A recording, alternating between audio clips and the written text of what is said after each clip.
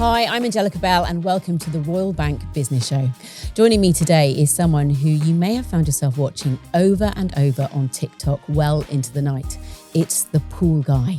Miles Laughlin joined TikTok in 2020 when he first posted a video of himself cleaning a swimming pool. It went viral and he now has more than 13.7 million followers who watch him clean dirty swimming pools daily. He's going to help us understand TikTok and let us into some secrets to make your business go viral. Miles, I am so pleased you're here because I am rubbish at TikTok. What? Really? Yes. I think I've got an account, but I don't think I've posted a video yet. Angelica, you got to be consistent. You need to be posting at least once a day. Is that one of your tips? That is one of my tips, definitely. Being consistent.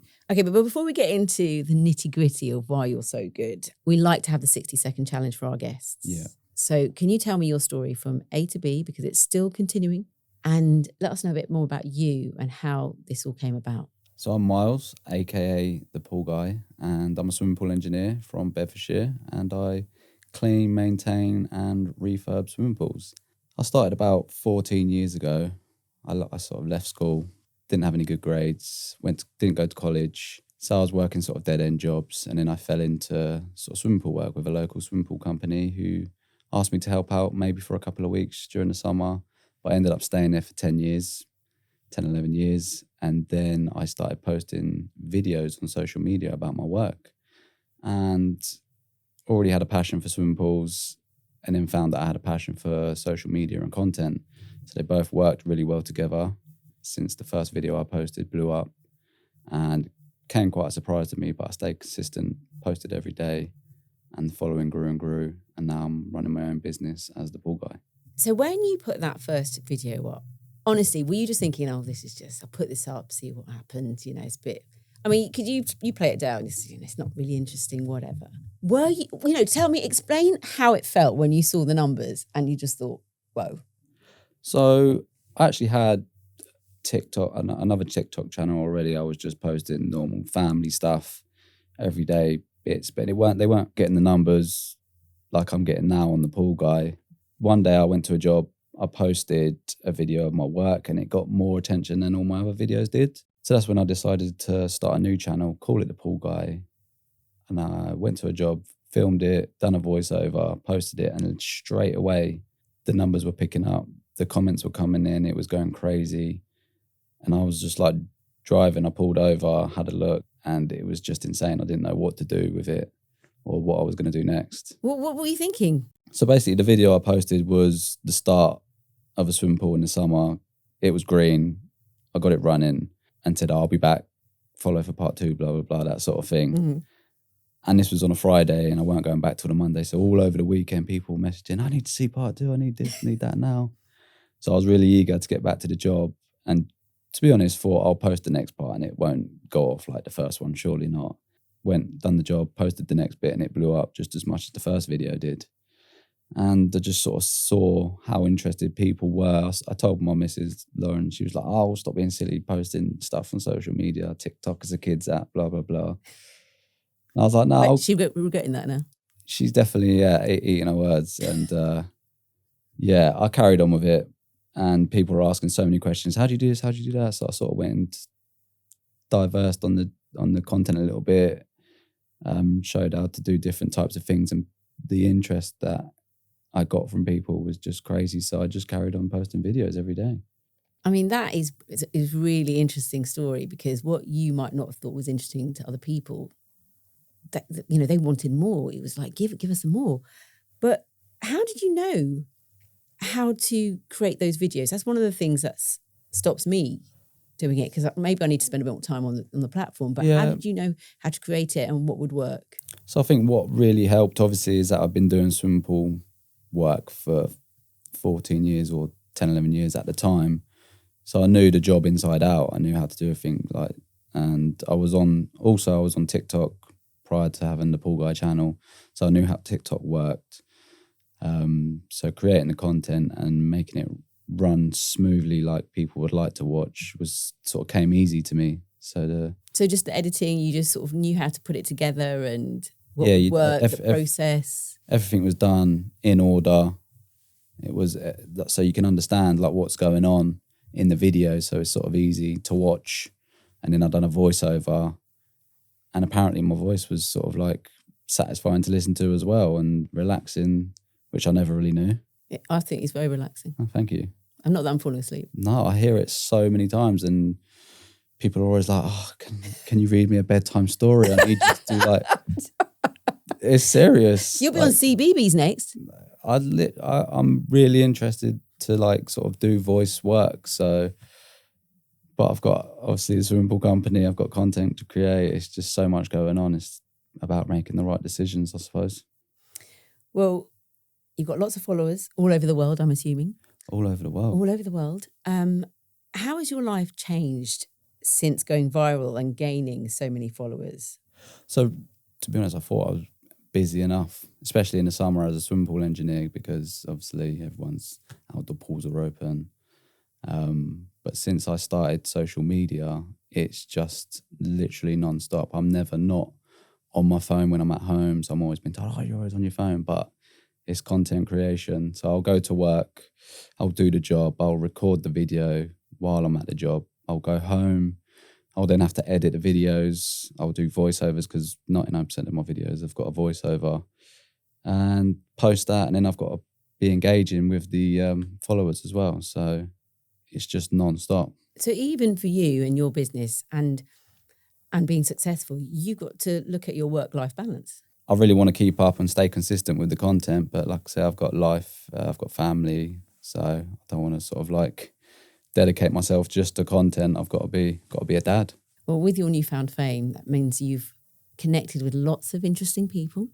Yeah, I'm not really used to it. Obviously, before I never really met famous people and that. But when I'm blowing up on social media and then getting a DM from someone with a blue tick was like really exciting. And then they're like, "Well, I need you to come round and do my pool. Can we do this?" So I've got a few famous clients that I've do work for, and some that I've just collabed with. Have you signed NDAs? I've never signed NDAs. But you can tell us a bit. I can tell you, yeah. I do Jermaine Genus. I go around and do his pool on a regular basis now. Stacey Solomon's one of my clients. I've collabed with Tiny Temper. He was one of my favourites. He literally just wanted to be in a video, so sort of met him at his house. I did do pool work, obviously, to make the video work, but yeah, that was really exciting. So through your business, like, you know, people want to be with you. People want to be seen with you. Yeah, which is just crazy to me, really, because I just feel like I'm just like your normal guy, but these people want me to come around and sort their pool out, or even just to collab. You're doing very well, and there must be something about you which makes people gravitate to you. Have you thought about that? I think at the end of the day, what it is I just be myself. So it's really easy. Whereas if you've got someone who does acting or any different type of content, they've got to keep up that act. Whereas with me, it just comes so easily. So the content creation is very easy to do, and it's like not an act really. So is that a piece of advice you give to anyone who was going to try and explore this area? You get people who do acting as like content, and they've got to act. But if you try and pretend to be something you're not, it's always hard to keep that act up. Whereas with me, it's just I be myself. So there's no pressure for me. Do you have any guidance from anyone, or to sort of to say, try this or try that, or do you just stick to what you know works? Sometimes my missus will say, well, I'll show her a video if I'm not 100% sure, and she'll say, yeah, it's great most of the time. But then sometimes it'll be, oh, I'm not sure, you should change this, or you shouldn't have said that. So you do have a sounding board as well? Yeah, I mean, I plan everything out, and unless I'm 100% happy, I won't be posting any sort of content that I'm not happy with. And do your followers sort of guide you as well? They do, actually. People on TikTok are really nice, actually, and you don't get much criticism on, well, I don't on TikTok, but you go over to YouTube and people are relentless, and I'll post a video and they'll just say, the audio was rubbish, or this is rubbish, or you should do this, or you should do that. And then some people are like, give you good advice. So I do get some pretty good tips from followers as well. So I think you just highlighted that there's good things about social media, but also bad things. How do you manage that? Like I said, I try to stay consistent. and not be controversial with my content, which I think would be quite hard to be like that. Try not to argue, or if people are being rude in the comment section, just ignore them. I don't even don't even reply back, because then it doesn't, because if other people see you replying to someone's comment like that, and you're not replying to their comment, they'll probably say something similar just so you comment back to them. And it just becomes like a back and forth sort of argument, and nobody gets anywhere really with that. So do you engage with people? I engage, with people. Most of the time it's always the same questions. Mostly it's, have you ever fallen in a swimming pool? And I've been asked that question in my comment section. Oh, that's my next question. Millions of times. And the answer is twice. I've fallen in a swimming pool twice, which I think is pretty good for 14 years of pool service. I think that's excellent. It's not bad. And luckily they were both warm pools or indoor pools, not during the winter. But yeah, I think engaging with the followers is pretty key, especially if you're posting content. Are there any trends on socials that's helped your business and your followings flourish? Because I know you say you like to stick to what you know, but... Yeah, it is always good for content creators to jump on trends. But with my content, it was pretty hard to do that, because trends that were going about had nothing to do with my content. But luckily in the first year, for about 6 months, I think I was a trend, because anyone who had a swimming pool or a hot tub or even their bath, they were pretending to be me and like saying my sayings, I'll holler your boy. Like someone will go do their maintenance on their pool and say everything that I say, even if it's a paddling pool. The dad will be there cleaning it, netting stuff out, and then they'll go holler your boy for the pool work at the end. I've had people do it on their kitchen sinks. It was crazy. So I think I was kind of a trend for a few months, but I've never really jumped on trends myself. But it seems to be working. So in a way, Miles, you became bigger than the brand. Sort of, yeah. So the pool guy has its own hashtag. Hashtag, yeah, the hashtag the pool guy. The last time I looked had over 2 billion views on it, which was just mind blowing. Yeah, that's insane. Yeah, so people tend. I know I keep saying that, but it's it is crazy. The numbers are ridiculous, but when you go on social media, you tend to look for what best hashtags to use and stuff. But yeah, the pool guy had over 2 billion the last time I looked. But for people who are thinking of using the platform to help their business, you would suggest if there are trends, maybe sometimes they are worth tagging along. Definitely. If the trends can sort of fit into your content creation, then you definitely jump on trends. But they only last a week. So you get a lot of people who jump on them, and then you'll see in the comments, oh, this was so last week or whatever. People get bored really easy and then move on to the next. I think that social media is a fantastic tool for anyone with a business who is on a budget with their marketing, because this is what it's all about. It's marketing, advertising, and getting your brand out there. Do you think any business can use media to build an audience? Yeah. If they do it in the right way, then is that what you're saying? Like you say, it's free marketing. So if anyone's got a business, I definitely think that you should be on social media. It's just the way you do it. Like mine, I didn't intentionally go on there and start a pool guide just so I can grow my business. But I think just because I've just sort of shown content of how I do stuff, people automatically I'll get emails come through, oh, can I book you in to sort of come and do this work? So it's just come automatically. Whereas if you're on there, buy this, buy that, it's just not going to work. People aren't into that sort of style of content. So we touched upon the fact that life is manic for you. Very, yeah. What help have you got to manage this? I know you've got your partner, Lauren, who's amazing. Yeah. But it's growing and growing. And we've talked about, we've already alluded to the fact that you are having to manage that time sort of meticulously. Yeah. So people think I work all over the UK. Because they don't think there's that many pools in the UK for me to keep busy. But there's hundreds of pool companies, let alone pools. I think the last sort of figure I'd heard of was over 250,000 pools in the UK, which is enough to go around for all companies. So I stay sort of within an hour of my hometown.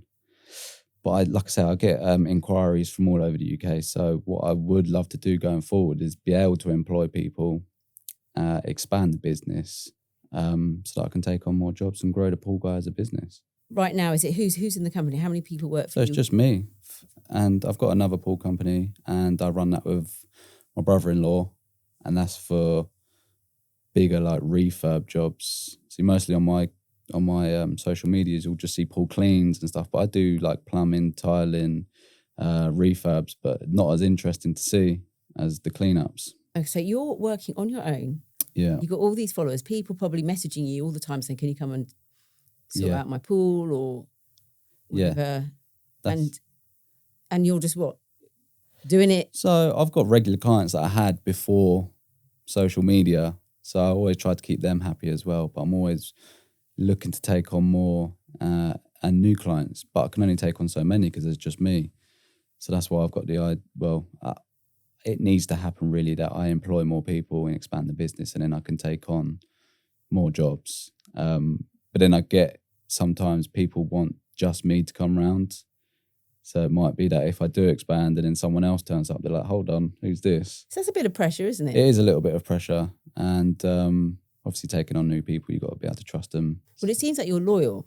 Do you think that's one of your USPs when it comes to your business? Because like you just mentioned, those people that you used to help before you became famous are so important to you.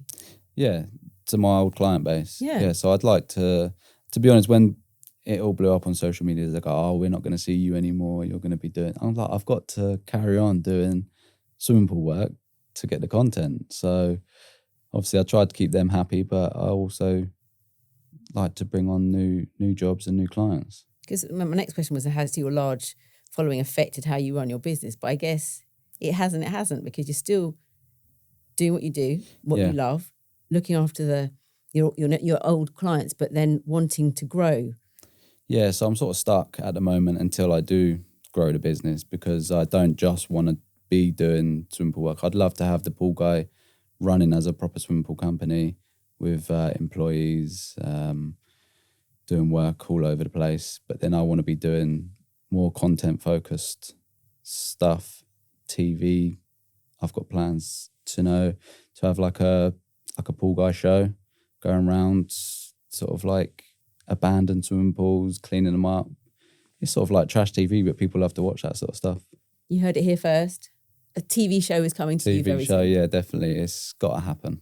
It's got to happen. So let's just expand on this, because you're just throwing this out there as if it's nothing.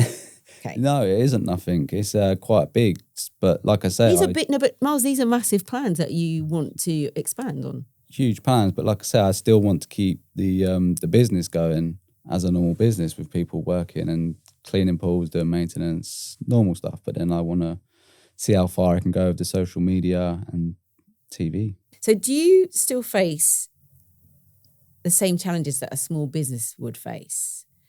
And has that changed from when you started to now? Yeah, I face quite a lot of challenges. Obviously, I've got to keep up the business, the work, but now I'm doing the content, posting the content, engaging with followers. Whereas someone who's blown up on social media like I have would normally just quit their daytime job, and then they can focus on the content during the day, and that's now their full-time job. Whereas now I'm still doing the job, editing the content, posting, so I'm like busy 24/7. But I kind of like it, because I always think, not that I'm hoping it doesn't, like if social media stuff dried up, I can just fall back and go back to concentrating on the Pool Guys, a swimming pool company. Yeah, and that doesn't faze you, because, especially when someone becomes really famous or well-known, there's peaks and troughs with that sort of lifestyle, isn't there? I think I'll be a little bit upset, but it won't be the end of the world. Whereas someone who's gone famous and has now got used to the social media life has to go back to a normal job, I think it'll be quite difficult for them. Miles, we've had a question in from Instagram. And it is, what is the best part of working for yourself? I think the best part about being in business on my own is I've got no one that I can really argue with. My decision's sort of final. I think it works well like that. So you're the boss? I'm the boss at the end of the day. There are some people in the background that might swerve my decision, but mine is final at the end of the day. Do you think that's one thing that's stops you expanding, because you'll have to have other people, you'll have to transfer some of that power to other people, and they've got your name attached to them. Yeah, so obviously I'd love to expand the business and employ new people, but I've got to be able to trust them 100% with the Pool Guy name. You are sort of like a beacon of how it can work and work successfully. So do you see it as a tool that's helped you with growth, but also future growth? Yeah, so like it's not really an act with me. I am who I am. It works well on my content. So as long as I'm changing it up a little bit, but not completely, I think it's going to work long term. Mm-hmm. So what advice would you give to anyone who's got a small business now or thinking of starting a small business, and they're listening to this going, I want to tap into this. This is a great platform. It will help me with my marketing. What advice? I mean, you can't really go wrong on social media. It will either work or it won't. So you're not really going to lose out. Stay true to yourself. Be consistent with the content, and jump on trends now and then, especially if it works for your business and the content that you normally put out. I'm going to have to take some of that advice. Definitely should. You should at least post one video on your TikTok. And get on with it. Miles, what's the best piece of advice you've ever been given? So people, when I blew up on social media, people are, you'll change this and that. But I was always told, stay genuine, be yourself, be consistent. And that's definitely something I'd pass on to anyone looking to go onto social media and run their own business. Stay true to yourself, be consistent, and it will all work out. Well, Miles, thank you so much. Thank you for having me. No, it's been amazing. And also, it's made me think about my platforms as well and how I use them. And yeah, definitely. I'm looking forward to seeing your first TikTok anyway. You might have to be in it. I'll be in your first TikTok. Brilliant. We'll sort it out. Thank you so much for all your advice. And it's just nice to meet good people who've got a good story. No worries. Thank you for having me again. Miles, also known as the Pool Guy, thank you so much for joining us today. And thank you for listening. Remember to hit follow and subscribe to listen in to the rest of this season on The Business Show. We've got some incredible guests still to come. And if today's episode has inspired you, head to our website to find more insights and potential solutions that could help you take action today. Until next time.